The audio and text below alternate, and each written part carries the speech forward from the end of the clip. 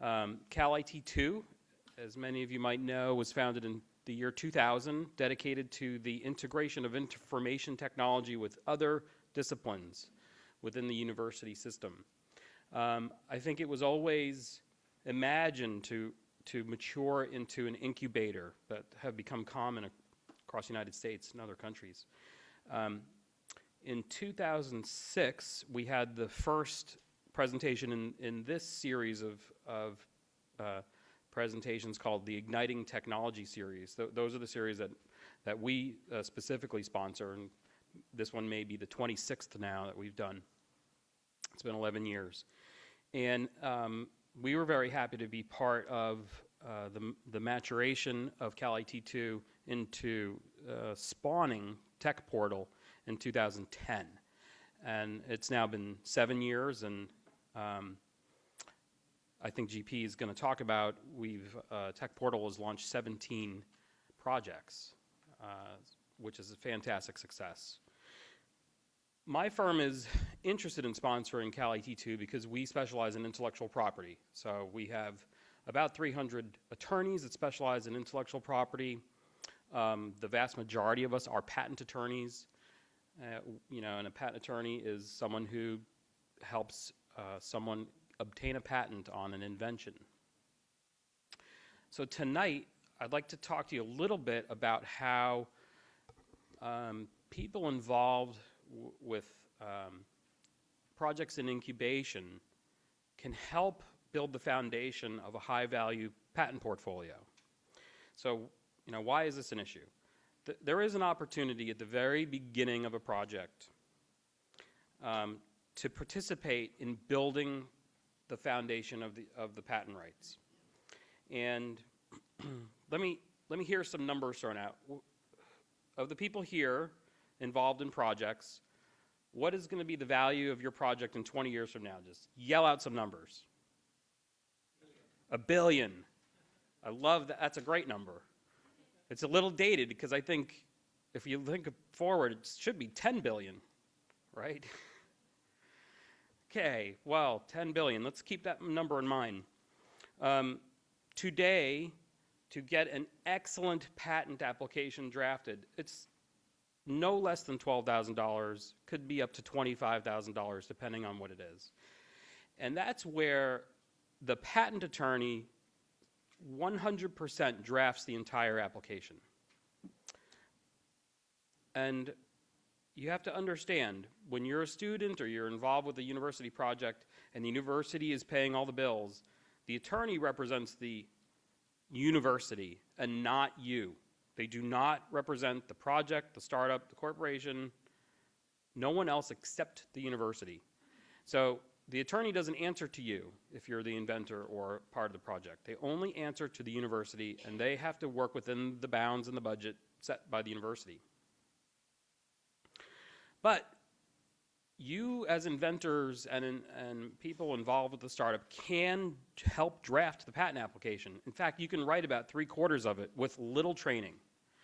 And what that results in, if you can draft 3/4 of the patent application, you can end up with an excellent patent application for $6,000, which might be much more in line with the university budget. And this is perfectly acceptable under many university policies that I'm familiar with. So let's just talk about the patent for a while, and I want to demystify it a little bit. A patent was only ever designed to really do one thing for the owner, and that's to give the owner the legal right to exclude other people from commercial use of a specific technology.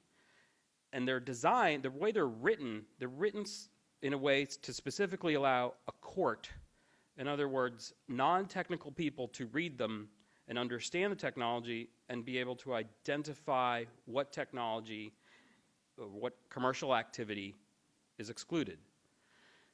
And that's something hard to do. That means you have to write a patent application so just about anyone could understand it if they read it slowly enough. So with that in mind, I'm very confident, and we've done this with students and young and old alike, you can a layperson can write 3/4 of a patent and take a lot of that activity away from the patent attorney. So, but it's not the whole application, it's specific parts of it. So let's talk about the parts of a patent. There's the description, the detailed description of the invention, and it usually has these two parts, okay? This part and this part. The horizontal part, let's imagine that to be hardware, okay? Whenever I draft a patent application, I usually draw the hardware in a sequence going left to right, because that's the way we read. Things go in on the left and out on the right. And it almost doesn't matter what kind of technology it is, but you know, it takes other forms as well. Let's say that's hardware. And software is usually depicted as a flow chart going top to bottom. So this is hardware and software. Can everybody do this? Hardware, just put your hand up in the air. Hardware, software. That's the description. This is not religious. It's just hardware, software. That's the relatively easy part to draft, but it takes a long time. It's not hard to understand how to do it. It's just time consuming. But this part down here at the bottom, this is a claim. The claims of a patent are this small part of the patent, maybe just 1/4 of the patent or less, that actually defines the scope of protection that the patent provides. All right, so it turns out drafting a description of a patent is 90% sweat, 10% strategy. But drafting the claims is 90% strategy and 10% sweat. So the inventors, if you help draft the description, you can let the patent attorney focus on the claims. And if you see, the claims are made up of little blue dashes with rounded corners, right? Well, all those little blue dashes are actually, all of those little blue dashes come from here. They come from the hardware and the software. So we need these descriptions in order to be able to write the claims. Okay? Are you getting it? Hardware, software, claims. So you leave the claims for the patent attorney. So how does this play out in a real world example? Lots of people have heard of Massimo. Let's talk about pulse oximeter patents. The hardware of a pulse oximeter patent would have maybe a driver, an algorithm, and a sensor. And the method of operation would be emit a pulse, detect a reflection, calculate oxygen saturation.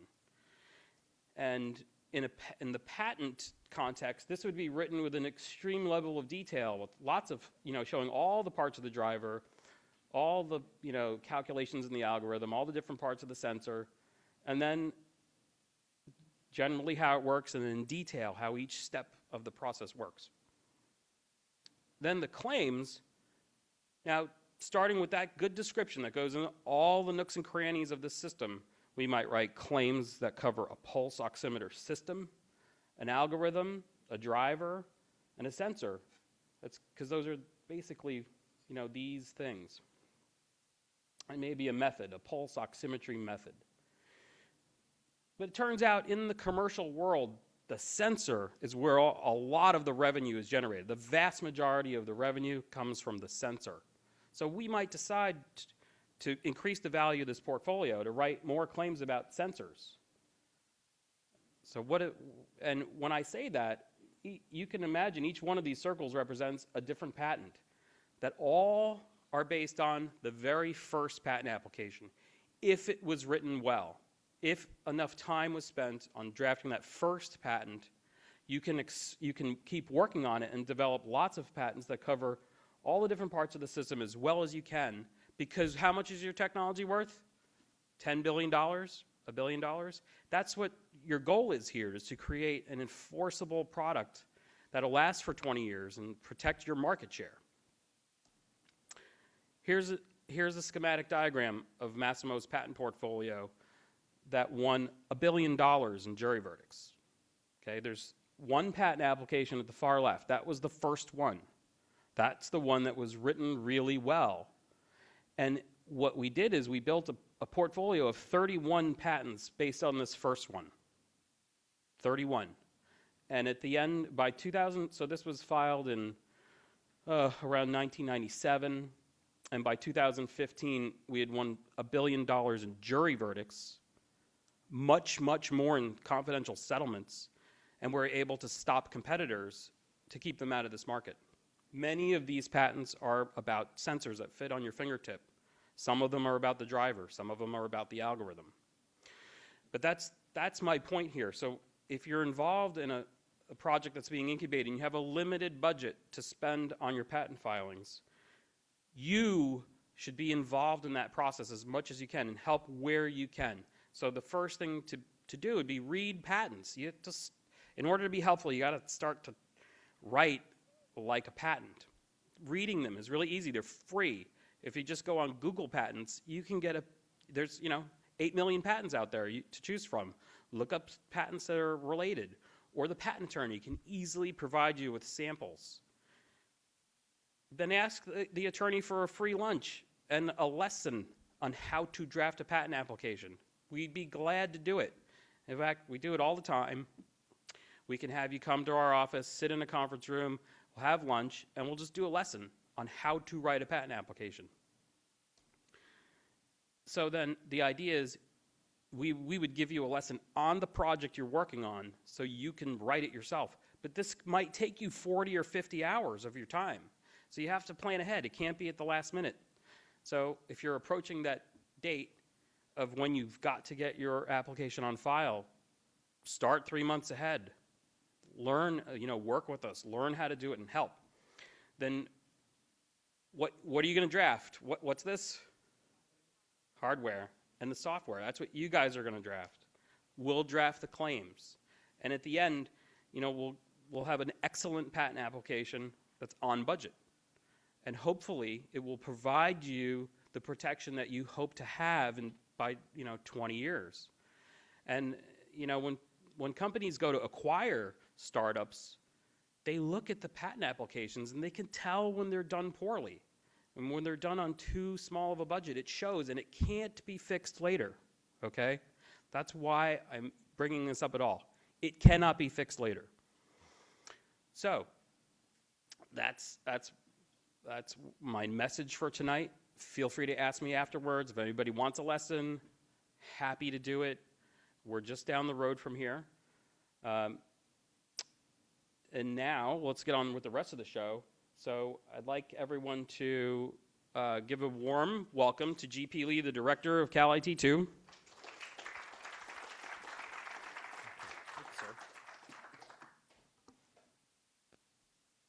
Thank you, Michael.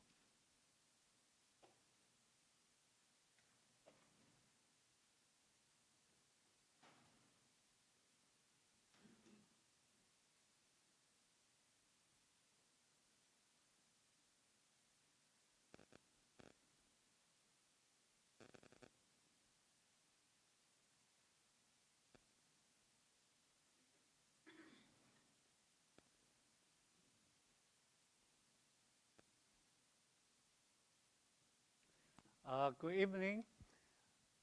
I would like to extend a warm welcome to all of you for coming to tonight's Igniting Technology events. And I hope you can hear me in the back. And before I start my presentation, I would like to take this opportunity to thank all of you for coming to tonight's event. Allow us to have information exchange with you. I do believe to create such a ecosystem for innovation and entrepreneurship, it is very crucial to have all you participate, right? We cannot just work alone. This is really about the ecosystem in Orange County. So in my presentation, it has a two-part. One is to tell you our current TechPortal, which is a pre-incubator, how we support the overall incubator system in Orange County, ecosystem in Orange County. The second part, I'd like to also share with you some of the vision KIT2 is currently working on. We do see a lot of opportunity to work together to really ignite the economic growth in Orange counties. So remind you, the KIT2 is a mission statements. We innovate the total solution for the benefit of society. And the way how we do that is to integrate different disciplines with community and industry. We have to work together. But that's not only good, only doing the integration is not good enough. We like to also find alternative paths for translating R&D success into the marketplace. So we also incubate the company within CATI 2. Then at the end, we like to ignite economic growth. So to do that, this is based on the vision back in year 2000 with the governor's support of $100 million. And what you can see here is I am a professor. On the left-hand side, the typical, we have been viewed as an authority, and because we teach students and we grade their homework, grade their exam. But one color we recognize as a professor is white colors, because either we publish or we perish. But as you know, white collar is composed of rainbow colors. And we really like to help our professor, student, researcher to appreciate the rainbow color, especially the green color. That means money. How to translate the R&D success into the green color. From being a green person about business side, become really appreciate that green color. So we try to work with them, help them to appreciate that, and translate their R&D success into the marketplace. So at the end, their invention will get into the hand of the user to really benefit the society. So that is our vision. To do that, in CATI 2, we recognize we have to do that. And how we really create a co-invention space for our academic personnel as well as the business and community to work together. And we create this TechPortal back in year 2010.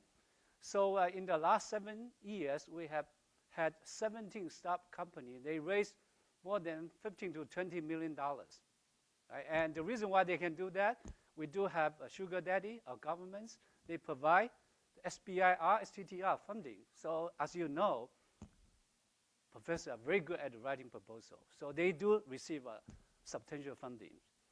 And currently, we have a 5 startup in the TechPortal, and we can accommodate 2 more companies.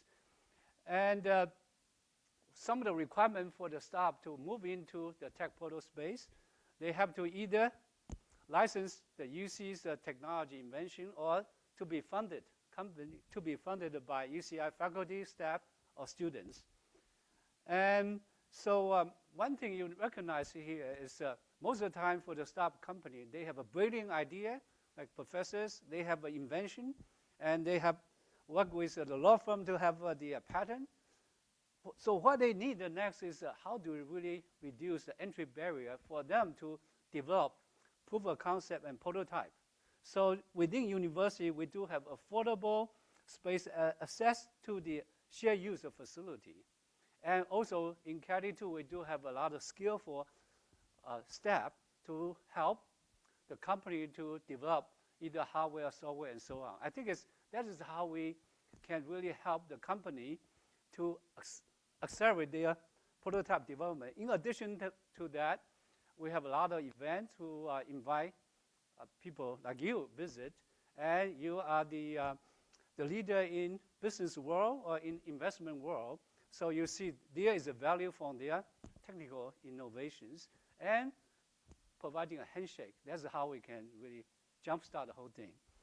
So that is the typical what we do in our pre-incubator. And the reason why we say it's a pre-incubator, as you know, in Orange County, we do have many successful incubators, like Evo Nexus, like the Cove, in Applied Innovation, K5, and Octans, and so on. Right? So we work very closely with them, and that's how we do the co-innovations. So the next one I'd like to share with you what we see the greatest opportunity for us in Orange County. Showing here is that we are right now at the 4th industrial revolutions. And this 4th industrial revolution actually is focusing on the use of information communication technology for the cyber-physical space. And what is the most important of this 4th industrial revolution is about data. Data become new currency So how do we really capture that opportunity? So here I'd like to show you in the second industrial revolution with automobile and automations. You can tell here, this is on the street in New York City in 1900. It's only one car you can find, but by 1910, only one carriage. So when the technology disruption brought into the society, you can see suddenly change. And we do believe this data age is going to happen even at a faster pace than what we have observed. Okay, so think about that. This is really coming, it's going to happen in front of our face. So how do we capture that opportunity? So this is what we know in the last 10 years. Right? So the data was generated for and by humans, like Google search or social media network. Right? So, and today we all talk about is data generated for and by machine. It's known as IoT. Right? And you heard about the smart home, smart city, right? Because it's connected the devices, and it helps us to really get better use of electricity and so on. But what is going to happen for tomorrow is really the connected service and the values. And that connected service and value, we will be able to use the data from different sectors of business, different sector of industry, how those data can be used in a way to find a new value, a new service. And that is what we are looking for. And I do believe there are a lot of opportunities really is happening right now in Orange County. And so maybe after the tonight's event, if you'd like to learn more, we can talk about it. So in order to support this fourth industrial revolutions in Cali 2, what we have been doing is we create in the front end for data collections, the IoT work. So we have the seminar and we have a student project. And so if you are interested in joining us, be a sponsor and come in to work as a mentor for our students, I think that's what we need to do. And in addition to that, to lower the innovation barrier, we do have so-called DIY, do it yourself, for the machine shop, for the electronic lab, and so on. And you can come in to use it with very low access fee. In addition to that, because this is really the data generations, a lot is happening. We are working with a lot of software companies. And for example, IBM has a 200 license available to us to use their Blue Mix Watson machine for the deep machine learning. And we are working with Google using their DPU, right? So the AlphaGo, that is, it will be available to us for use. In addition to that, in order to visualize all the big data in the visualization area, AR, VR, and within Cali 2, we are also developing the deep machine learning lab. And we are working with NVIDIA, so it will be able to provide hundreds to thousands of distributed GPU for deep machine learning. So those are the resources will be available to the community. So we welcome you to work with us. And if you see there's a need for your company work, and come to talk to us. So thank you. My time is up. So I would like to introduce the following three speakers.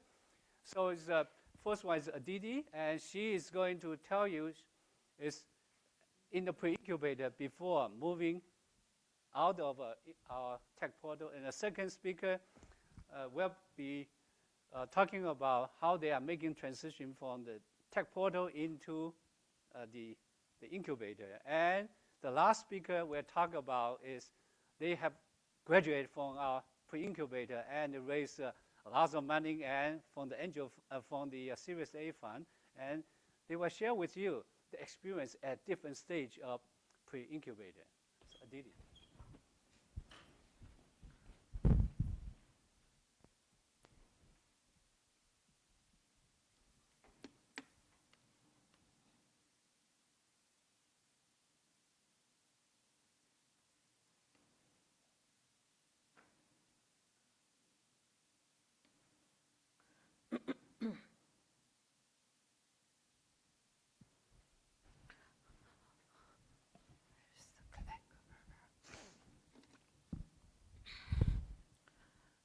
Good evening. I am Aditi Majumdar. I'm the current CEO of Summit Technology Laboratory.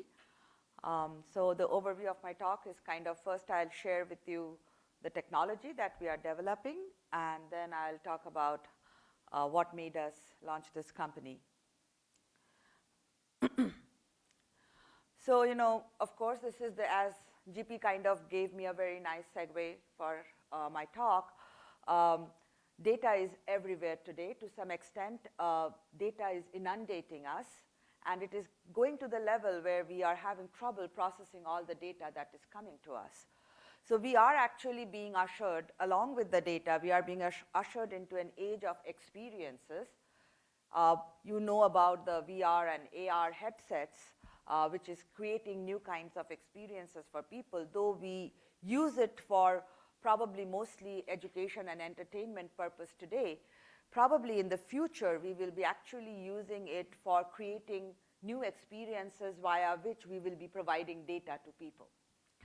The VR and AR headsets, of course, are great providers of experiences, but they are primarily personalized experiences where users are encumbered by devices. They still suffer from vergence accommodation problem, because of which you cannot really use them for a very long duration. And of course, you kind of get inhibited social interaction.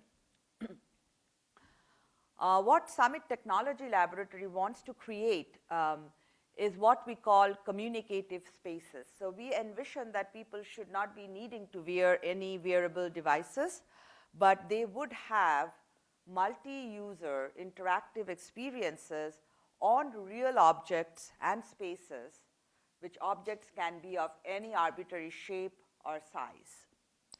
So I'm hoping that I have intrigued you enough right now. And so the next question is, well, how does it really work? So think of if you have a vase like this. We say that this vase has some story to tell, right? So suppose you create a rig of projectors around the vase, and you are lighting this vase with some projected imagery. You also put a bunch of cameras, which are feedback cameras. So what does the feedback camera do? First, it registers images. What that means is when you have, I don't know which one is the, yeah. When you have multiple projectors, here you see we are actually having a curved, arbitrarily shaped surface, 6 projectors. At any point on the surface, here you are seeing 2 different projectors projecting. Actually, this point has 4 different projectors projecting. They have to project the same content, otherwise you would get an image like this, which doesn't look seamless. Of course, the color also varies greatly. These are very commodity devices. So the registration means if you have a feedback camera looking at this, you can figure out how I can change the image going into the projector so that I can create a display which looks like it is being created by a single projector which has no color variations and is absolutely stitched as if it's coming from a single projector. So that is the first goal that the cameras help us achieve. The second one is because now the cameras are looking at the object, you can start interacting with the object. So for example, if you're putting your hand in the middle, the camera can see it, and there can be an interpretation based on your application, based on which the object will react to your interaction. So I'm going to show a video. Sorry. So many of you probably have seen something called projection mapping. Have any of you seen some things like this? Okay. So if you have seen this, like you have seen probably shows where big projectors are projecting on big facades or architectures, probably in Vegas or any concerts. And you may be wondering, how are we different? What is new, right? Because people are doing this, and so what are we doing new? The difference is, whenever these kind of shows are happening, they are usually happening at a multi-million-dollar price point. They are big productions, which people are using for concerts. So we deliver this at consumer price point. We make it portable, and we have interactivity. We have tremendous ease in deployment on any shape and size. For example, we can do it on wraparound objects. Basically, we have an exclusive software IP which harnesses the power of many projectors without having the user worry about it. And therefore, because you can harness the power of many projectors, you can operate in ambient lighting, because you can keep projecting as many projectors together and create very bright light. So here is an example. Show you a short video of our systems. Here is real white space, which is being illuminated by 8 portable pico projectors. You can see these 8 projectors on the bottom right. The base is being observed by 8 feedback cameras. You can see them mounted on the top right. The setup was deployed in less than 2 hours by 2 technicians. Now, we zoom and reduce the exposure to capture the brightly illuminated base. Live video is being streamed from a desktop onto the space. The content has been stitched seamlessly on the base using camera-based feedback that recovers the 3D shape of the object and stitches the geometry and color of images from multiple projections.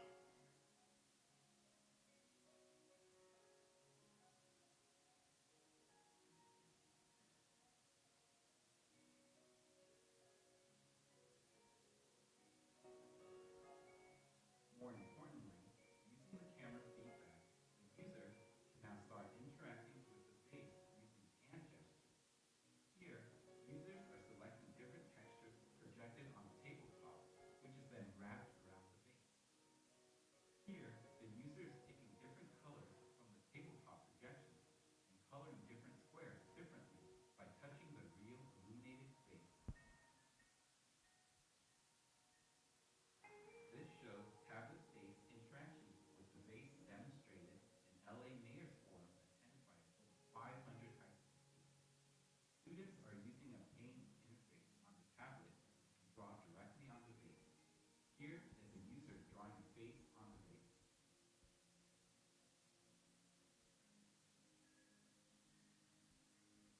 Here is another user whose picture is being taken from the tablet and wrapped around the base to create a personalized appearance.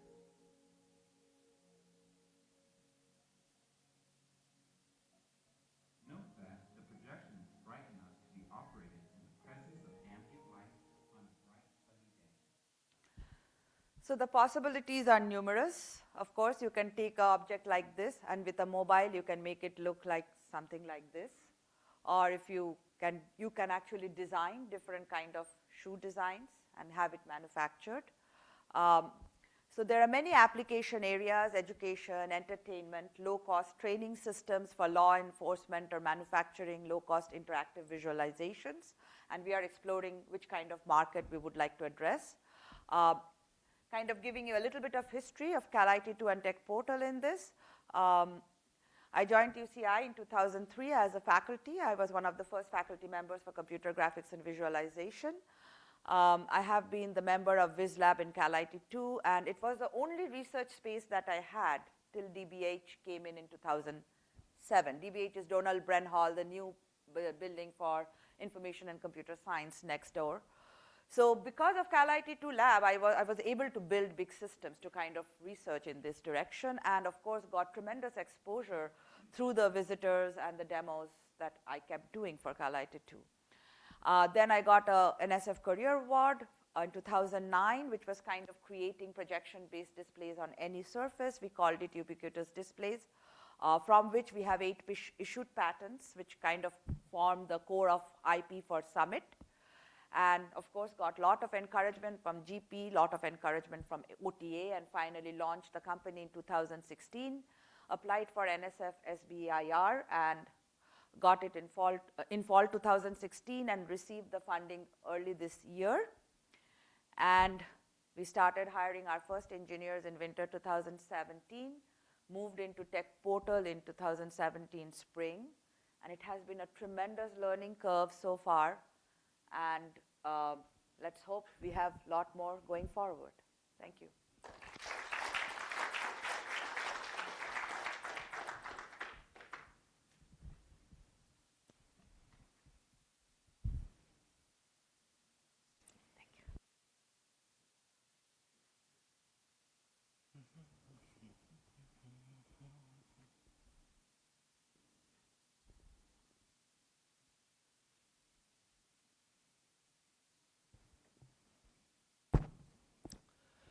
Hello. Well, thanks for having me. I'd like to tell you about what I'm doing at Integra Devices. My name is Mark Bachman. I used to be a faculty here at UCI for a long time. I have since been freed, and now I'm having a great time in the real world. Actually, I still teach here, though. I teach a class this fall on sensors and micro devices. So Integra Devices is a labor of love for me. We build advanced micro devices that enable amazing products for a smart planet. What we do is we build micro devices that cannot be built in silicon, and you'd be surprised how many devices you cannot build in silicon. I spent 15 years of my life building micro devices, and much of that time was spent trying to build devices in silicon that really should never have been built in silicon. And so during that time, I developed many new ways to build micro devices that don't rely on silicon fabrication processes. And when you look at the opportunities, there's a lot of markets that need very small devices. And when I say small, I mean about the size of a human hair. So, you know, less than a millimeter in size. It's the kind of size that we build. Okay. And our first products that we're developing are for the wireless telecom market, 5G, and also for IoT. And these are two gigantic markets. I'm sure you've heard about 5G. If you haven't, then you should know about it. It's huge. It's coming in the next 5 years. And of course, you've probably heard about the Internet of Things. These are the founders. I teamed up with these two gentlemen here. They're both seasoned experts in startup companies and in taking companies and to acquisition. So Paul Dillon is our CEO, 30 years of experience in tech companies. And James Spoto is our chairman of the board, and he's also a seasoned entrepreneur as well as businessman. Almost everybody in Irvine has worked for this man. So every time I meet someone, oh yeah, I used to work for James. And I'm in the middle here. I'm the tech guy bringing in 20 years of research and intellectual property into the company. Okay, so we have this technology that we have licensed from the university, and it's actually quite transformative. It actually allows us to do quite a lot of things. It's based on 15 years and about $20 million of research. I was fortunate to have a very large lab at the university, a lot of researchers, a lot of research projects going on, developing a lot of different things in this space. Many patents have been issued on it, and there's a few core patents that we've licensed. And it leverages a very large industry to manufacture these things. So we're not building little things in a laboratory with graduate students assembling things under a microscope, but this is a very scalable manufacturing technology. And it provides, for the first time in 30 years, a new scalable, cost-effective batch manufacturing approach to miniaturization and integration at the microscale. So it seems really wonderful. Let me explain how it works. So we are using a technology called heterogeneous integration. Now, I don't want to get too into the technical details, but way most things that are manufactured that are really small use a process called thin film fabrication. It's basically a semiconductor approach to building things where you take a wafer and you stick it in a chamber and you deposit layers down, and then you etch a new pattern and so forth. It's extremely good for building microelectronic circuits. It's not that great for building mechanical devices and fluidic devices and so forth. So we use another process called heterogeneous integration. This is a relatively new manufacturing process that was developed by the semiconductor packaging industry. These are the guys that take those chips from the silicon and then they put packages on top of them. And because of the development of the iPhone, this industry had to really scale up its manufacturing and really create very high quality manufacturing. And now they can build things that are very small. But they don't. They build packages. They don't build devices. That's what we do. So we take their manufacturing technology and now apply it to building very small devices. And that allows us to build things that have a wide variety of materials in them, not just silicon and metal, but plastics, ceramics, metals, and so forth. And it allows us to build things that are truly three-dimensional. And it allows us to leverage a large manufacturing base. So we don't have to invent a new kind of foundry. We can actually work with companies that already exist doing manufacturing. So that's really great. So it means we can actually be a fabless company even though we're designing these manufacturing processes, because we work with our partners to do the manufacturing after we've developed it. And when you go down this road, you suddenly discover you can build so many things. And we have built many, many different types of products over the 15 years that I was at UCI. These are some pictures of those. But the beautiful thing is, all these different things, for medical applications, for telecom, for sensors, and so forth, they're all batch fabricated. That means they're built on panels. That means we build 10,000 at once, just like you do with a semiconductor wafer. So you get the benefit of a very scalable manufacturing process, even though we're building many, many different types of things. literally the same company that builds those microphones at the top can also build these gimbals at the bottom and the biomedical devices.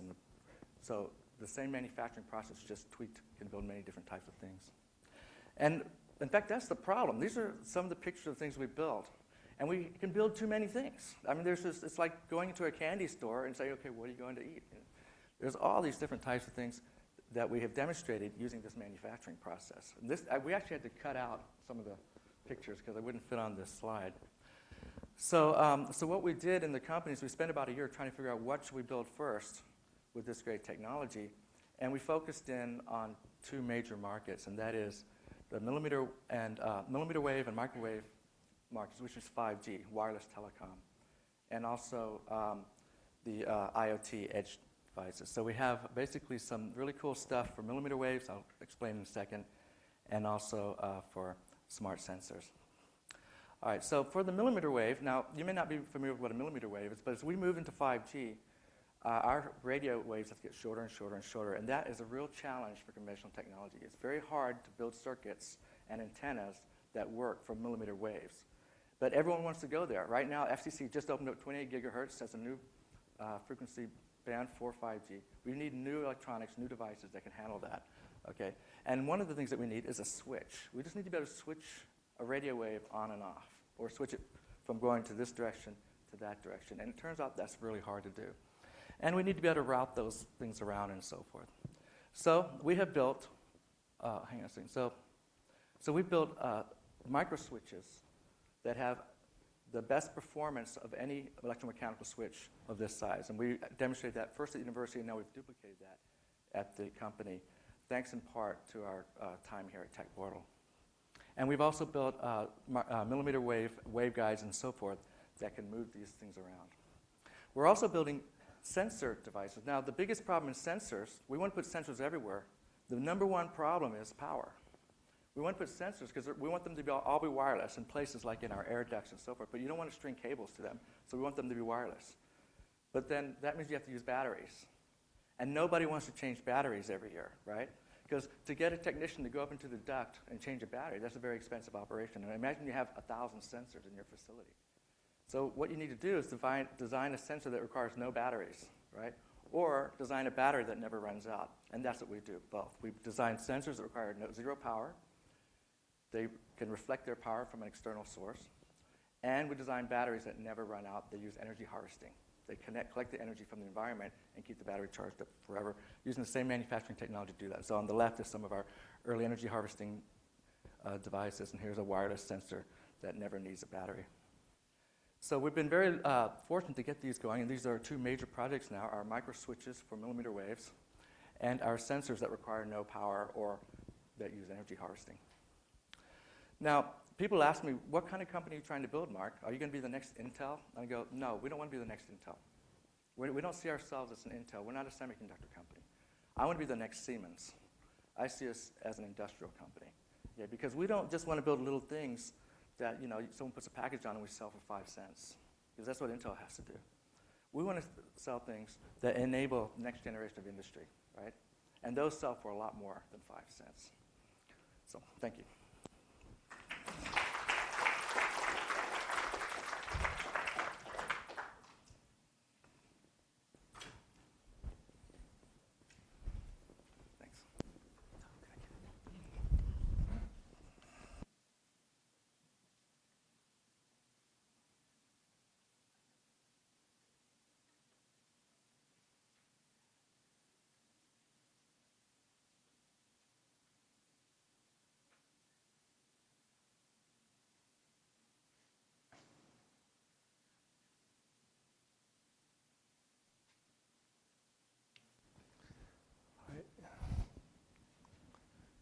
Well, good evening, everyone. I think GP got a great party going here already on Thursday night. So, and great talks from Edith and Mark. So, my name is Byron Shen. I'm the CEO of Velox Biosystem. Just want to tell you, Velox is the Latin word for velocity. And I'll explain a little bit more, okay? And so, a little bit about the history of Velox Biosystems. As GP mentioned, that we graduated from TechPortal and also UCI Cove. And so the technology came out of Professor Wei Zhao's lab at the UCI in collaboration with LFD. And then we were incubated at TechPortal and got a lot of help and support from TechPortal, so we really appreciate it. And so a little bit, so actually we were featured in the Interface magazine, the 2016 issue. A nice picture of Chris Halleman. One thing I want to mention that because we use microfluidics technology, so we actually had a very good use of the microfabrication lab here, and we still use it. So that's a great resource to us. The other benefits, I think the GP already mentioned, so I will not belabor all those points, okay? All right, so what do we do? Okay, so a lot of times you have a great technology, but the first thing is say, what kind of problems or questions you're trying to address? So for us, we are a diagnostic startup company. So we asking ourselves a simple question. We say, can a diagnostic technology achieve great sensitivity or exceptional sensitivity with great speed at the same time? The answer is really a no today. Most of the current technology today, they usually have to trade off one for the other. They cannot achieve both at the same time, okay? So if you can do both at the same time, of course, you open the door to or window to a lot of other applications opportunities. So I'll tell you a little bit more here. And so how we do this. So this is a schematics of our IC3D technology. It's a droplet digital detection technology. And so basically, we process crude or raw biological sample into microdroplets using microfluidics chips, and in combination with fluorescence reagents to label the target of interest, okay? So this has been around for quite a while, okay? This is not really new, okay?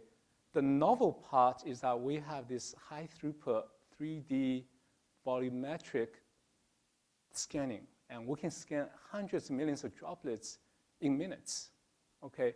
So all of a sudden, you can scan tons of more droplets, and you can do it much faster. So now you can get to that sensitivity and speed, okay? So that's really the breakthrough here. And by doing that, now we can find a needle in the haystack accurately and quickly, okay? And so there is this Nature Communication paper by Professor Wei Zhao, and it's a very high impact paper, and because of that, we received the NIH R1 grant and to further develop this technology for infectious diseases and other applications, okay? So just to explain a little bit about the principle, why would you do this microdroplet approach? And so this is the famous Where's Waldo, right? So all right, so I actually don't know where he is. It's a busy slide, right? And the problem is even if you scan, say, the top quadrant, and you say, okay, he's not there, but the problem is if you go to the next quadrant, he's probably moving back or whatever. All right, he's mobile, right? So the strategy here is really to say, all right, can we partition that space into grids or enclose the sample into microdroplets, okay? And now the target cannot move. Okay, they're going to stay in that microdroplet. And now we can do some interesting chemistry in that microdroplet to light up, label that target. Okay. Yeah. So just show some videos, not as fancy as Adidas, beautiful as Adidas video, but this is a real video, okay? And this is showing that we are using microfluidic chips, making microdroplets. And right now we have really built up the expertise in microfluidics and microdroplet generation. Control size, uniform size, and very stable microdroplet, so we can do a lot of different things with it. And I think that when I listen to Mark, I'll say, gosh, we have some other ideas. We want to talk to Mark later and do some other fancier stuff, right? Okay, so here's another video showing you that how we do this 3D volumetric scanning. And so basically, we have this, instead of moving the optics, which is going to be expensive and complicated, and we move this cuvette of hundreds, millions of droplets in front of the optics of confocal volume. and we spin it up and down on 360 degrees. So this way we can scan through hundreds, millions of droplets very fast. Usually we just do 90 seconds, okay? And we can find, theoretically, we can find one positive droplet out of 1 billion droplets. Okay, so that's kind of sensitivity we're talking about, and very fast, right? All right, so now say, we have a great technology, and we have a great hammer, the Thor, the movie, the powerful hammer, we just threw it, right? So we basically say, okay, we're gonna go for some really, really big opportunities. This is, billions, 10 billions, whatever, right? And so three areas where the focus areas for us. One is bloodstream infection of sepsis, huge medical problem. And today, there's not really a rapid detection technology or product today available for doctors. And while the patient come in, they can crash, they can go into shock in a matter of hours, okay? So that's a huge problem there, crying out for a solution here. Another area we're looking at, a lot of you probably heard of liquid biopsy. And so instead of doing tissue biopsy or surgical biopsy, we're taking blood sample and to see if there's circulating tumor cells or circulating tumor DNA in blood. So it's much easier to do, much faster, and both as detection as well as a post-surgical, post-treatment monitoring application. Okay, so this is huge. This is going to be huge. Another application we're looking at is the UTI, or urinary tract infection. That's a huge problem. And this one we're looking at point of care product. Okay, and we also have several other partnership projects with leading global companies, pharmaceutical companies and diagnostic companies. So we have a lot of things going on, very busy. So you have a great technology and you need to build a great team, okay? So to really make things happen, right? And this is really multidisciplinary approach. So we have a multidisciplinary team here. We have some key expertise here. And also we still have access to UCI, resources at UCI, okay? So that's great for us. And so early this year, we moved into a new lab, new office in Irvine. Just some pictures of, show you some pictures, labs. And we have an open office space. We have a lunch learn every other week, talk about new things, new ideas. And we have a nice little conference room, also a break room, okay? Coffee, free-flowing coffee, right? And where we are at the moment, we actually have a clinical pilot study that's going to kick off in January, February.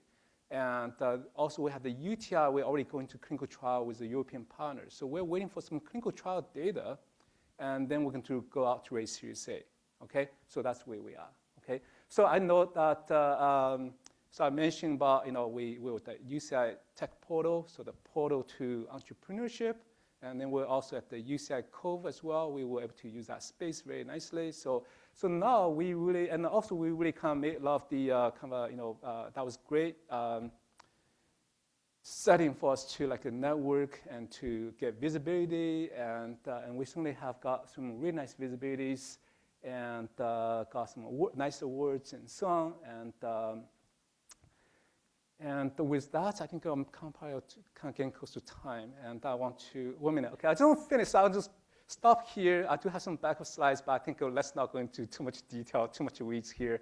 And just pausing on this philosophical slide on droplets, okay? And right now we're trying to swim out, we're going to sail out to the ocean, okay, the blue ocean, and go for this $1 billion, $10 billion opportunity, okay? So thank you, yeah.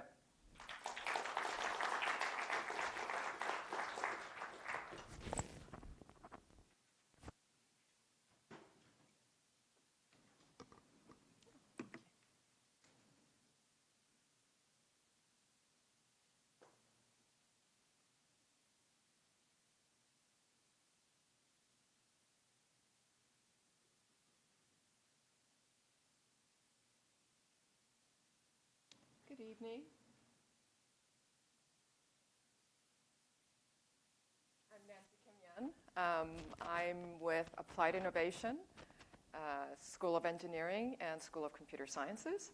But I spent all of my career in industry. I spent about a decade as a strategy consultant for the Fortune 200s, and then I spent the next 2 decades working for Fortune 100. And my last stop was running a Navy line of business for nuclear submarine technologies, the onboard networks, the drone technology, communication packages, and so on. Well, but I've worked with technologies all of my career, and I'm an alumna of UC Irvine, and I find myself back here working with technologies and loving it.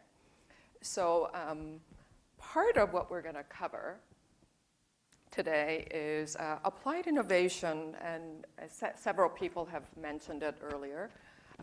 We're a business incubation portal, or the organization, and we support people like GP Lee's TechPortals, as well as other startup companies, and I think Velox touched upon it, and we'll show you a couple of other use cases tonight about how they go through the system. Also, before I forget, if any of you in the audience is interested, I brought a couple of these booklets that Applied Innovation published on startup guide for if you're interested in doing a startup. The most important, I think, or most useful page is the last page where it has contacts for UCI startups if you're interested in asking a question about conflict of interest or IP, et cetera. So part of what Applied Innovation does is all of the patents that UCI publishes goes through the Intellectual Property Office at Applied Innovation. Also, we're chartered with engaging with industry to accelerate the innovation process for our ecosystem, not just the UCI students or the UCI startups. And similarly with the startup ecosystems and entrepreneurship, and we'll show you part of what that means for us. And you've all seen this technology. Relatively speaking, lots of funding at the front end and at the back end, and the middle is the famous valley of death. But I think the challenge is why? Why is there a dearth of funding in the middle?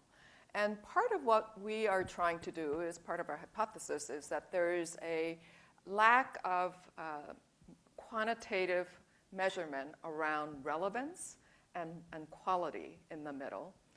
Because it is more than a basic technology, it's not yet a business, and in the middle is lots of ambiguity. And Applied Innovation is trying to de-risk that portion by bringing in an industry and potential customers up front to help accelerate through that process, as well as providing some funding. So part of, and I think GP mentioned some of his leverage as well, these are funding that went into startups that are affiliated with UCI. So they're either using UCI technology or by UCI people. And I don't know if Velox is here. But this is based on last 12 years. And most of it is in the state, in the region. But what we're finding is the rate of change is accelerating. So like almost nearly 37% of this kind of activity happened in the last 2 years. And the rest was the previous 10. So part of programs that we have, that we offer to UCI-based technologies are these, and I'll go through a little bit of them. And you could be a UCI startup by doing one of two things.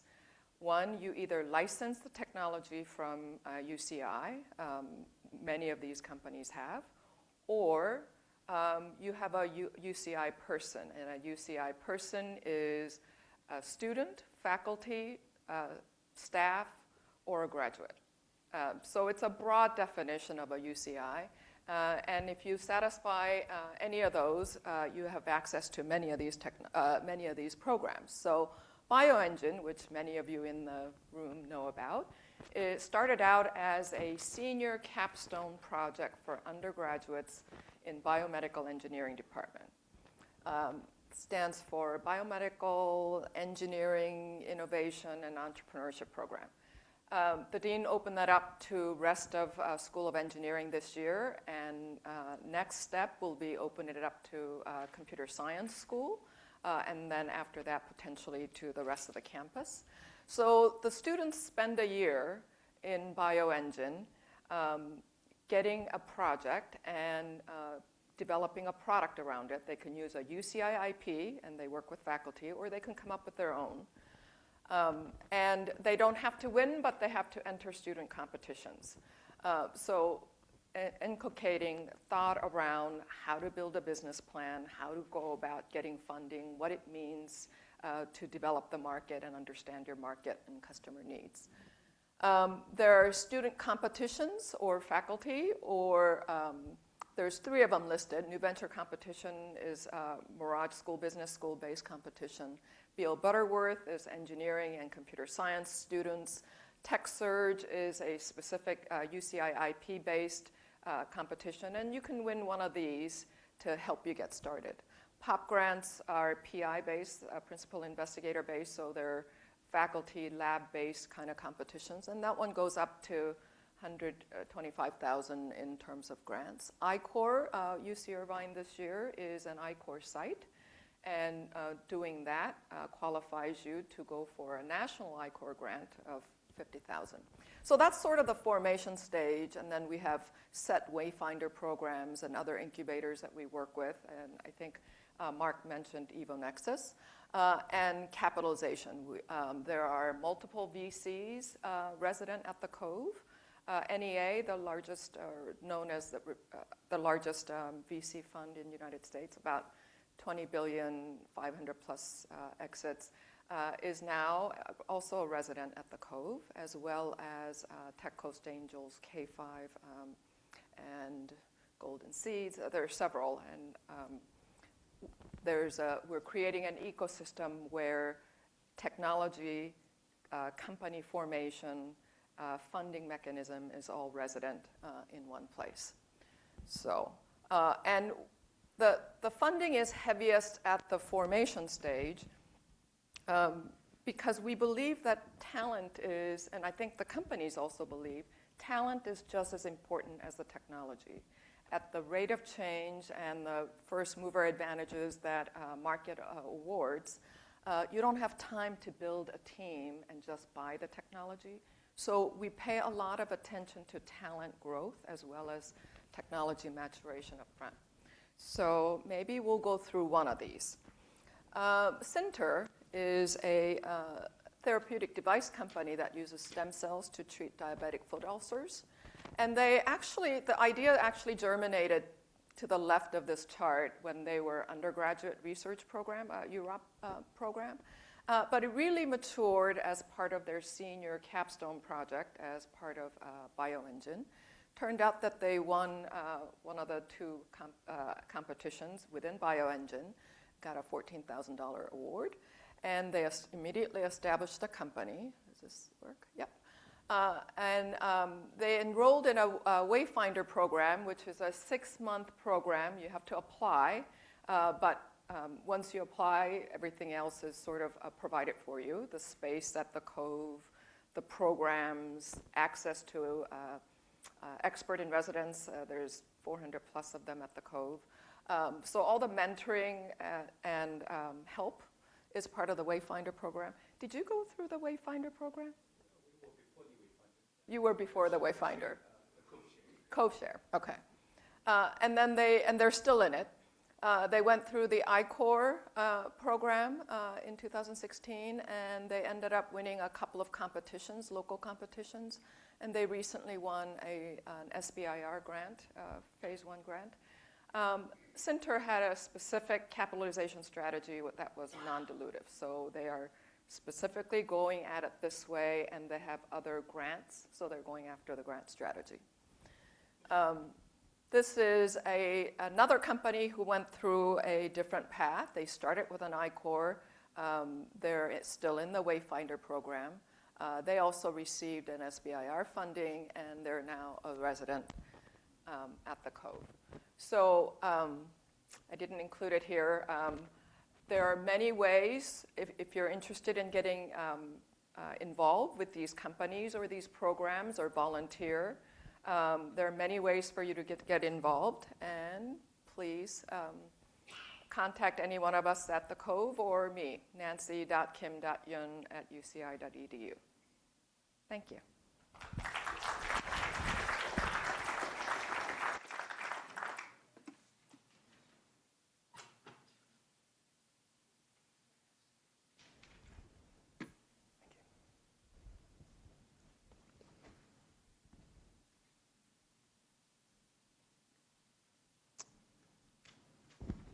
Hello. Hi. Apologies in advance. I used a deck that my partner had used at Notre Dame. So if you see a logo for the Fighting Irish, please disregard that. And there may be, this also has been used with LPs, so there's some overlapping content, so I may be switching over slides here. Cool. Should I just raise a hand who's a founder in the audience, just so I have an idea of who I'm talking to, and then investor? Okay. By the way, if anyone has any questions while I talk, please let me know, because I'm not sure I can fill the whole 10 minutes. But so Crosscut, I'll give you a quick overview. Crosscut Ventures has been around since 2008. We're based in Venice. Seed stage fund, I guess pre-seed to early A, but we can argue semantics in terms of stage. We're now on our fourth fund, which we'll be announcing in a couple weeks. It's a $125 million fund. Average check size is $1.5 million. Sector agnostic. We have kind of an aversion to hardware, so hardware, but we do software. Yeah, so generalist fund. 3 out of the 4 partners have been operators, have been in LA for 2 decades, and try to be the company catalyst in SoCal. 65% of our founders are based in SoCal, and the rest are across the country who like to co-invest with funds that are similarly sized as us. So I'll skip this, but it's kind of nice to know the background of VCs, because I don't know, it should be a two-way street. Founders are pitching venture investors, but you should also share with us the kind of partner that you're looking for. And just for context, similar to private equity, we take carry. We also have operating expenses from our LPs. And so in terms of founders always ask, well, why did you pass, or what's your feedback? Sometimes it also stems from the mandates or the sort of narrative that we've pitched our LPs. So I only mention this as context as to where we come from as VCs. So this is my partner's title, but we suck at picking winners. We're usually wrong, which is kind of a nice thing, I guess. But we like to, a bad day for us is when we invest more money when a company is sort of still figuring it out, or a bridge round has connotations to it. And those are the other instances. But in terms of venture, you've all sort of heard the theory of the investment theory of behind venture. If you sort of have one winner, it's sort of the strategic mindset of venture investors. Just to give you a quick lay of the landscape here in LA and Orange County, pre-seed has now become a thing. Wonder Ventures is also a new fund that, if anyone doesn't know, Dustin, you should. But pre-seed, seed, and later stage, you have the few, I would say 6 funds in LA. We only have Upfront and Graycroft up there, but Pritzker, March Capital, and we sit in the pure seed stage, $2 to $3.5 to $4 million raise. And I can go into more context as to what we look for at the seed stage. Those are my partners.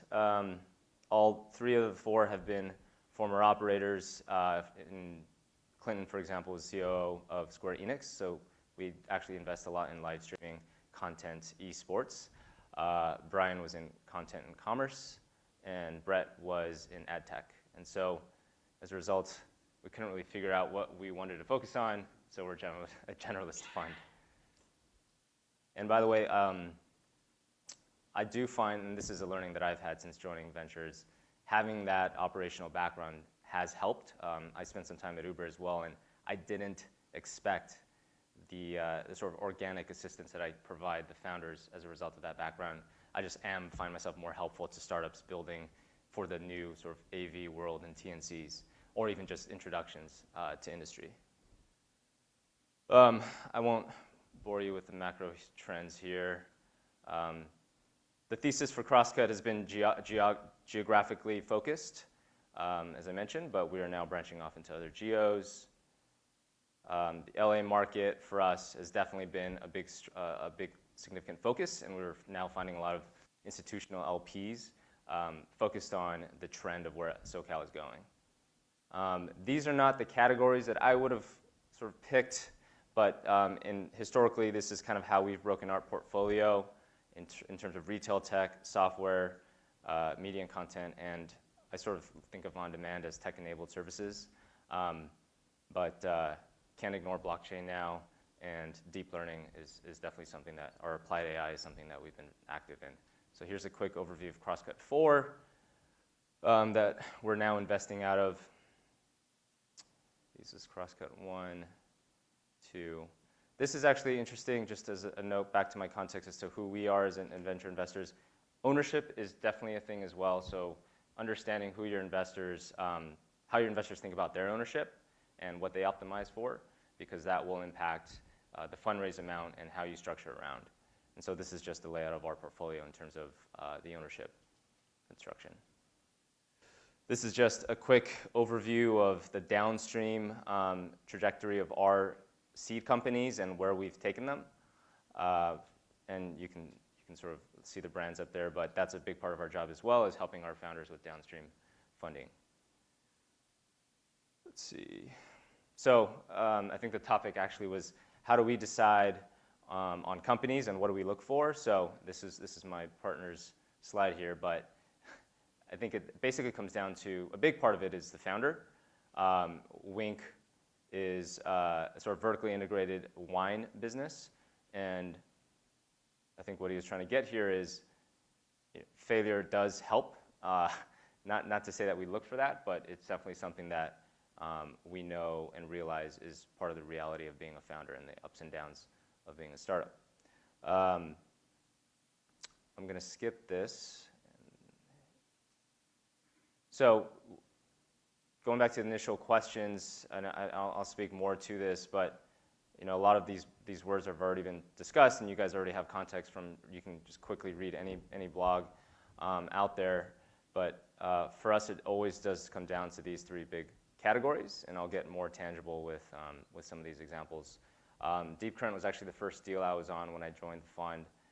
It's using LSTM neural networks to automate data entry, and for us, a repeatable and applicable use case of deep learning that was actually relevant across industries. So they had pilots in finance, insurance, and manufacturing, and had a diverse pipeline. And so for us, that was very appealing for this new kind of technology that was a buzzword. So that was definitely an easier decision versus a company that was coming to us with a black box sort of AI service offering that we couldn't envision as a product. And going back to the team, I mean, the founder actually wasn't really central casting. He was a Juilliard trained or professionally trained musician that traveled the world and got in a major accident and taught himself how to walk. And that was an interesting feature, and obviously brought on a co-founder that was highly technical. So that combination to us was quite interesting. This was another company that I worked on that we haven't yet announced, but pet telehealth. The reason why we did it, change in regulation. You can now get prescribed after seeing a vet in person, and it's kind of unbelievable how irrational we are as pet owners and how much money we're willing to spend in the market. And so this is a new kind of business model for pet owners, and the space for us was super enticing, not just because of how much spend there is, but also the acquisitions by incumbents. As examples, PetSmart and Chewy. PetSmart acquired that e-commerce company for $3.3 billion. Mars acquired VCA, which is a brick-and-mortar veterinarian agency, for $7.7 billion. And there's definitely margin opportunities to expand and white label into medication and food. So I mention these as examples just because I think it's nice to bring some tangible details to how we think about looking at early stage startups when it comes to the market and the product and the team. And then the last question that they wanted me to talk about was just how do you grab attention of investors? And for us, it's definitely one, is this going to be a venture versus non-venture business? That's a difficult question to parse out, and one that we would work with the founder to figure out whether the opportunity is you're creating new behavior, creating a new kind of market. I think definitely understanding your space. The questions we always ask and never want to hear is we have no competitors. You have some form of competitor, even if it's just status quo, even if it's an indirect competitor. Really understanding the metrics and the runway and the operational plan that you're going to use to hit the next downstream funding milestones that gets you to the Series A, Series B, et cetera.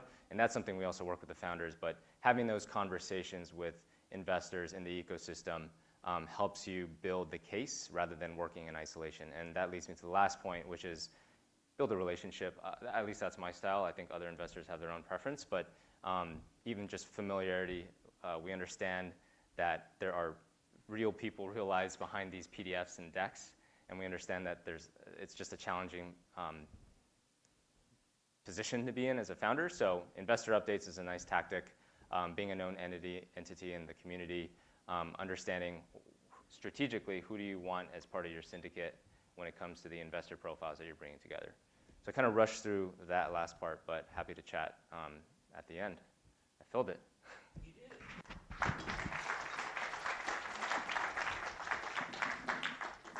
Okay, so now we're going to start the Q&A session part of the evening.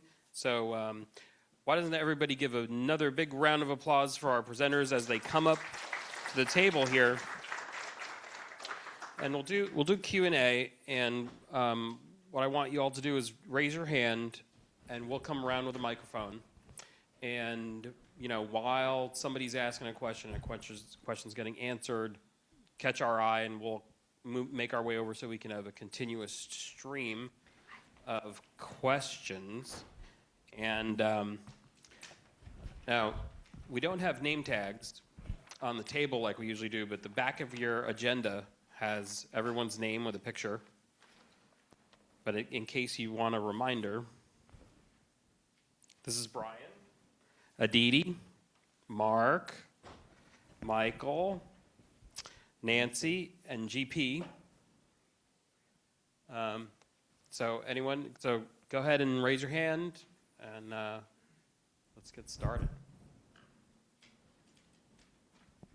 There are no stupid questions, but if you ask one, I'll let you know.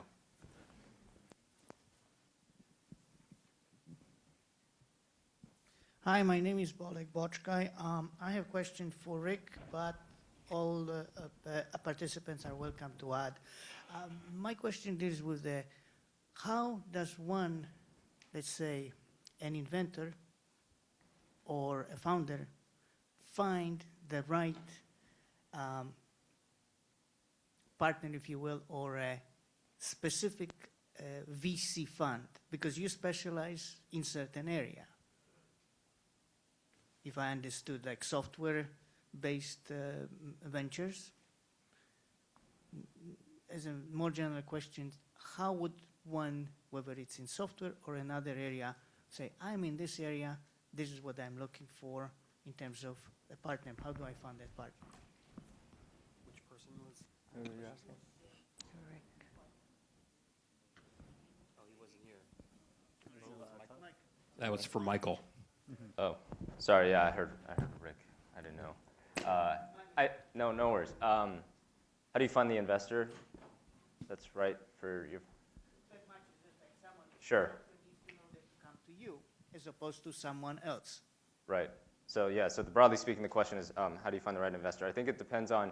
So yeah, knowing your product and service, and knowing the stage at which you're at, and like I said on that slide that I rushed through, I think going to a lot of events. Reading and going online, the investors kind of put out there what they cover. So you might have a fund that invests in deep tech. You might have a fund that invests only in SaaS.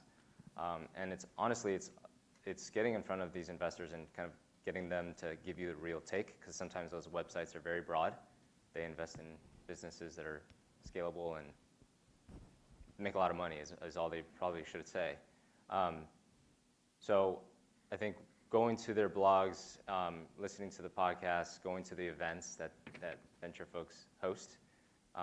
We do a lot of events, and so just getting in front of them and building that familiarity, because I mean, I know the investors at 10110, they're in LA, they focus only on SaaS, but I've seen robotics deals with them and an AR deal with them. And so it's not always, if they don't see something that doesn't fit their wheelhouse by sector, that they'll just not invest in. So that's kind of a vague way to answer your question, but I kind of wish I had more specifics, but yeah. Let me tell you from the entrepreneur side, since this, I'm doing this quite a lot, not with this just with this company, but with previous companies. So I think you definitely have to leverage your network. I've never talked to an investor that wasn't introduced to me by someone else. So otherwise, you're just throwing something over the transom and no one's going to talk to you. And also, I wouldn't, just like you don't want investors to just make assumptions about you based on your website, I wouldn't make assumptions about them. So getting in front of people and talking to them, getting them as a human being. The way I tell my students who are also entrepreneurs and quite successful is that this is someone that is going to be on your team. Once this paper is signed, they're on your side now. Is that someone you want on your team? So money is one thing, but they're on your side. It's like getting married, right? So you make your selection very carefully because you want someone who's going to really pull for you, go to bat for you, who's going to really, they're going to bring a lot more to the table than just a check they can write. They're going to actually make introductions for the next investors and for other people. So to me, it's like a human relationship. And so how do you meet people, right? Well, I assume you're not swiping left and right. You know, you're out there talking to people, right? So that's the same. And I'd like to chime in as a support organization to small companies. Get a good mentor. There are companies that will only invest in later stages and other VC firms that will only do early seed or Series A. So there are different companies, not just by the industries in which they invest, but the phase in which they invest. And if you want to get to company X by Series D, by making different choices up front, you may never get there. So there are intricacies in this industry that, like in any industry, so that's one thing. The other advice that we often give out to new startups is whatever you do, you don't mess up your cap table, right? So like Mark just said, you take on a difficult partner who is difficult to work with in the formation stage. Not only can he or she hold you hostage at a later stage, but that kind of ownership will shoo away all potential investors, right? So like Michael said, if you mess up the first basic background patent, there is no way to fix it. You mess up that cap table and your partnerships, it's hard to fix down the road. Yeah, if I may just add a quick comment here. So I think you guys already made some really great points here, but there is a really good book about how to work with VCs, and it's called Venture Deals by Brad Feld, and you can get that from Amazon. I think it gives a very good overview of how to work with VCs and develop relationships, stretch deals, and it's a very, very good introduction and overview. I have more examples now. I've thought about it. Crunchbase and PitchBook are very specific, good websites for you to go look at their portfolio companies. And you can also see the stage at which they participated. And you can get a better sense as to where they invest, what check size are they usually writing. In terms of podcasts, 20-minute VC is something that I listen to every week. And it's just a young teenager who's interviewing venture folks all over the world and getting their take on what they invest in, how do they think about companies, et cetera. So those are 3 good resources that I would lean on. Anyone else have a question? Oh, great. Nancy, I just wanted to confirm that any one who graduated with a PhD from UCI can get into your program? That qualifies you for the program, but most of those programs are application-based, which means, you know, you have to like them. you have to get admitted, right? But yes.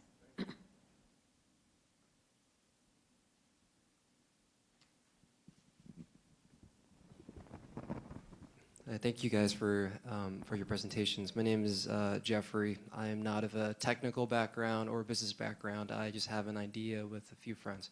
What I'm kind of looking for is kind of like a mentorship. It sounds like maybe from what I read, like an incubator, pre-incubator type of experience.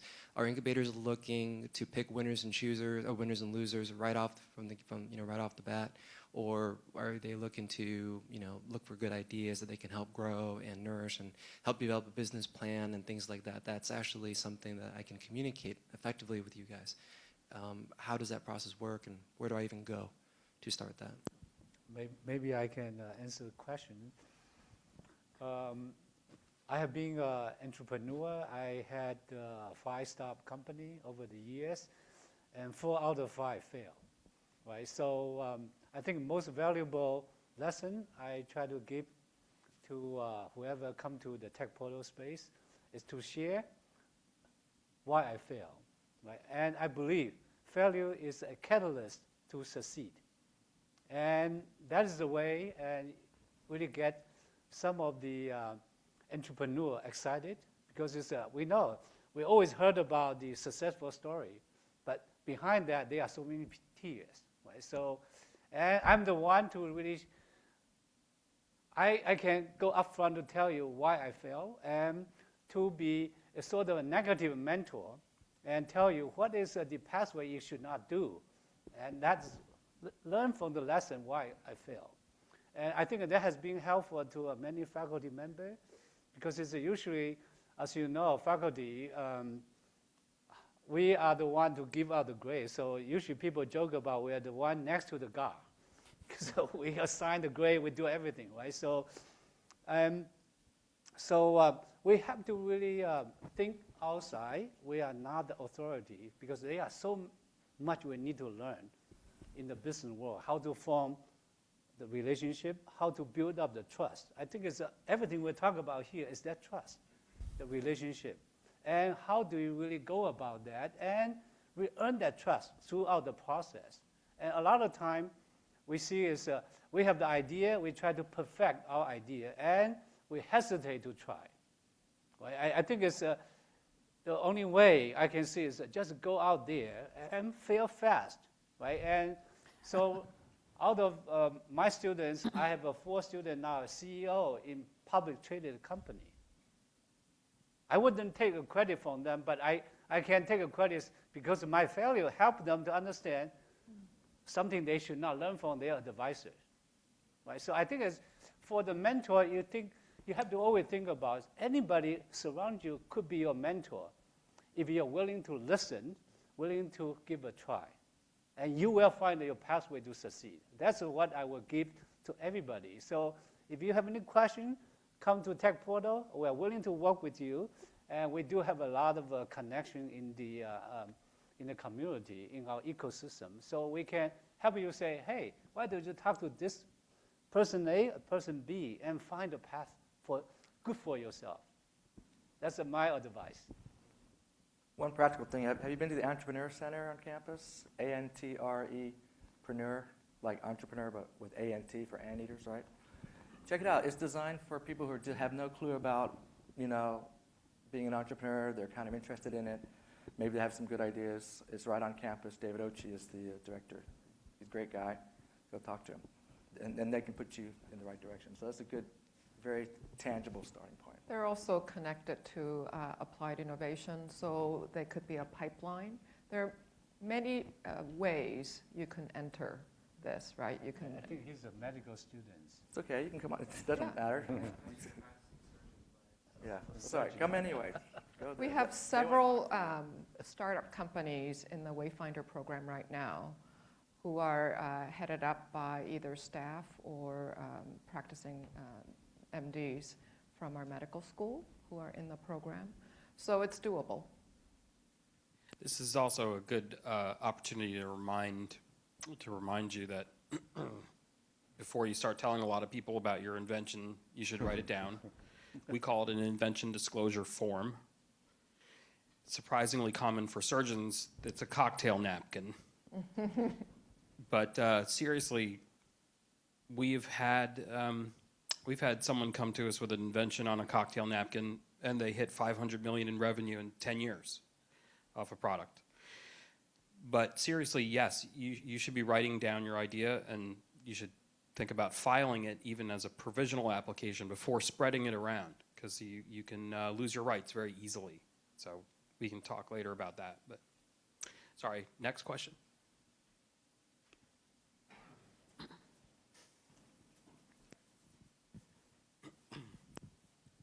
Nice job to all the panelists, and thank you, GP, for that point about failure, because right before that, I was going to ask, can each of you list an example of when you've had a failure, and what was that failure? You know, because GP said it, you know, if you're going to fail, fail forward and fail fast.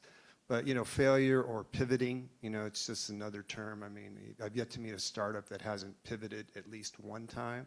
So if the panel could give examples of when they've either failed and how that's led to their success, current success, or when they've had to pivot and realize that that was a moment of transition. Start on that, right? Okay. I think that's a very good question. And so I just mentioned one example. Before I joined Velox, I was working on another startup project. Very cool technology and using big data, deep learning, and for cardiovascular diagnosis application. The technology is great, and I was ready to basically set the team, bring in the investors, basically ready to go. But at the very end, I was like, okay, I need to think about this, because I was concerned about a business partner I was working with at the time, and I just felt he was not reliable enough. And so before I jump in with everything, I kind of think I make sure I just take a pause here and reassess the situation. And because for me, that's once I put together a team and bring the investors, then I have a huge responsibility to my team and to my investors. And so I would rather just say, if I'm not sure, if there's a lot of red flags already going on, I probably should just pause and reconsider. Yeah. So I had this experience kind of early. So when I kind of wrote the proposal for my SBIR, we kind of told that the primary target we are going to have is for education. And we want to, like, you know, part of the plan was to kind of have things deployed in the schools. But very early, I think within 3-4 months, I kind of realized that education is probably the hardest place to start, because, you know, the user base is kind of inexperienced, right? And there is pretty much people have a lot of other things going on to really come and adopt a new technology, right? So it was kind of became very evident as soon as I started talking to some of the folks in education, starting going to the schools. And though it's a very attractive story for NSF funding, I have to kind of go back and convince my program manager that, you know, if we have to do a business, we probably have to go to a different place and start with kind of a new point, right? So it was kind of very, very early. I didn't really anticipate that, but, you know, kind of did that and recovered and kind of tried to steer it in another direction. I failed a lot, so which story do you want? Lots of stories. I'll tell you one, though, I think is kind of relevant. It's a good lesson. About 6 years ago, I had this really great technology that we developed here for studying cancer cells on microarrays. And you can study individual cells and determine the best treatment for breast cancer. We were able to raise $2 million on that. It was great. What caused us to fail was the team. We put together a team, and there's all people that actually like each other, but it wasn't a good team. And then when things got sticky and stuff like that, we kind of all fell apart. And not everyone was fully committed. You know, people had their faculty positions and things like that. So it basically fell apart because the team was not cohesive and strong. And you will never find a perfect team. But you've got to, what I learned is you've got to be able to manage. You've got to create this culture that even though not everyone agrees and not everyone's on the same page, that you're just going to stick it through and make it work. And so now, to me, that was a huge lesson learned. Yeah, I mean, I probably fail every time I say no to a company because it's a hard decision. But I would say the most tangible one I've had in my career so far was my first exposure to entrepreneurship. I was just bored, and my first job was in consulting, and I started working on a startup with the founder, nights and weekends, and worked on it for a while, like 2-3 years before I went to grad school, and pitched angel investors, and was working on the business plan for too long, and had some traction, but we were trying to prepare for too long. I guess this is a long story short.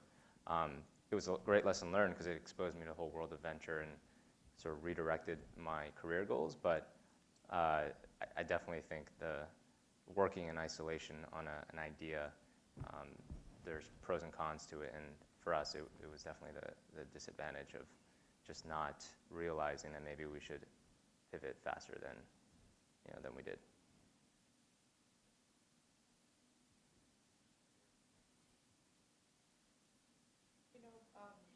When we look at new venture competitions or startup weekend, and I've been judges at several of those. Good idea is a necessary but insufficient condition.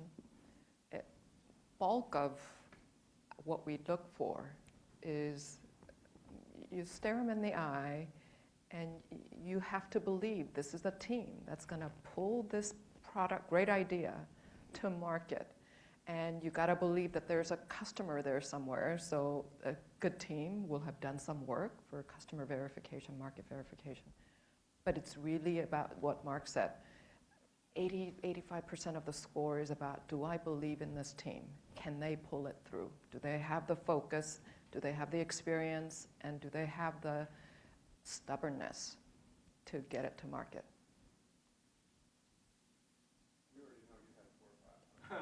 Yeah. I give you one. I think it's maybe most of us don't think about it. Is don't be greedy. That's the first one.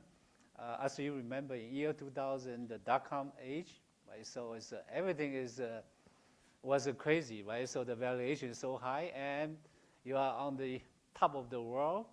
And back then, our company raised $90 million to give out only 10% equity. That means the valuation is $900 million, right? So, and other company offer M&A for $300 million. I say, oh, they try to short-cut our values, don't sell it. Then after the bubble burst, we have zero. We lay off 100 people just within a year. And back then, we have the market, we have people lining up, want to buy the product. But when the market evaporates, that's something we cannot time. Right? We really don't know the market. So sometimes we are on the top of the world, but that sky can fall down. Right? So don't be too greedy. And when you see it's about right, but you never know when it's right. Right? So, and really, I really don't know how to tell everyone, you feel, maybe I can look for the next one. So don't be too greedy. Okay, next question.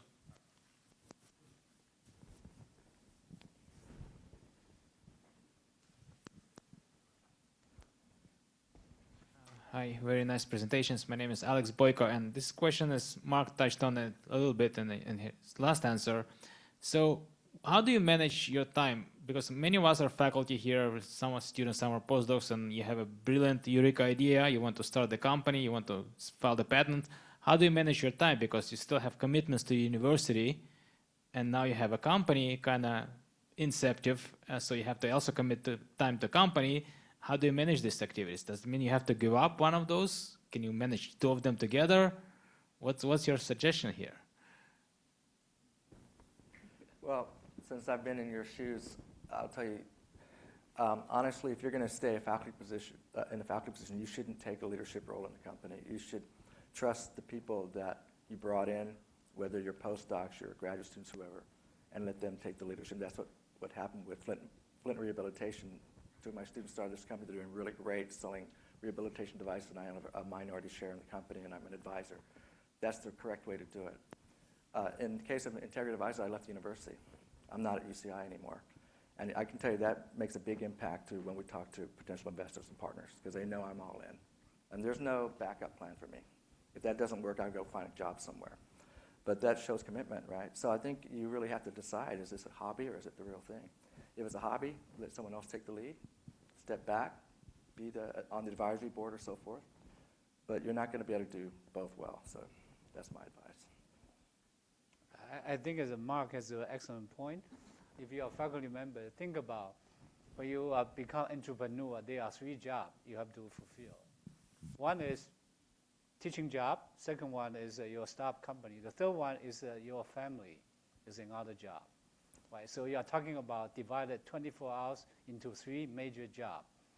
And now and then you can compromise. So you have to really think through how you're going to divide your time and fulfill your commitment. I think that's usually the advice I give to everyone who wants to be entrepreneur. Think seriously, how passionate are you? Are you committed? But it doesn't mean so you cannot do it. Right? So we have seen many successful stories, but they have thought through before they start. I just wanted to let you know that there is the leave of absence. So if you really want to take some time to think, right, how I want to do it, and maybe at that time have a little less load in your faculty job, I think that's a good way to kind of take the time to see whether you want to take a back seat and kind of let others lead, or you want to do something else. Sabbaticals. Yes, absolutely. So most of the faculty, they would take a 1-year sabbatical, right, as a way to set it up. So the food and the bar is open, but so we could take one more question, and then we'll break. Someone has a burning question. All right.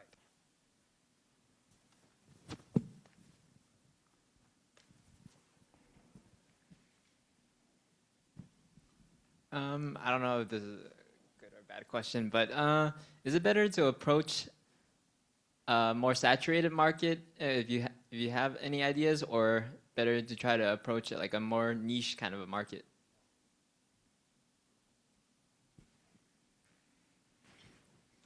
I guess my initial thought is, what are you trying to solve for? Are you trying to build a lifestyle cash flow business?